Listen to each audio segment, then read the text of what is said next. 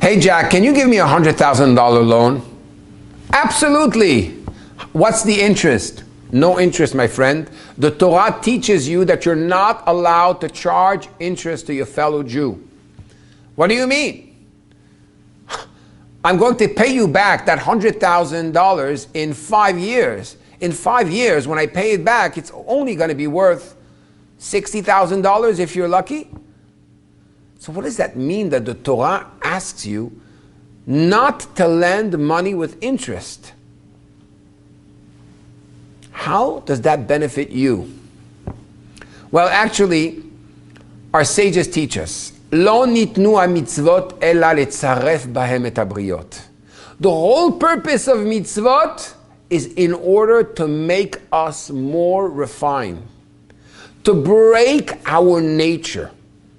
It's not only the mitzvah of ribit, not to charge interest, which is there to break our nature.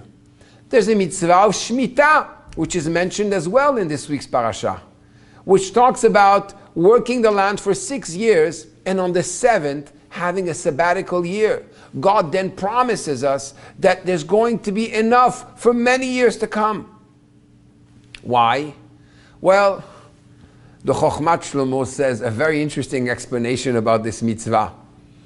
Our sages say in the Talmud that they should not be bothered 2 months a year, the month of the high holidays and the month of Pesach, because during that time they cannot study Torah.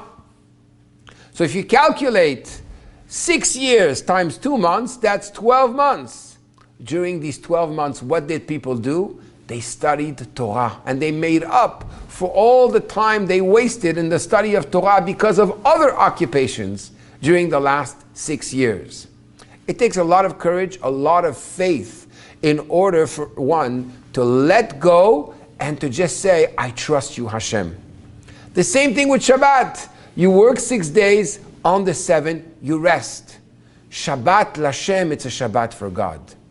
All these mitzvot are there to teach us to take things a little calmer, with a slower pace, meaning relax. Don't think you need to be a worrier or a warrior.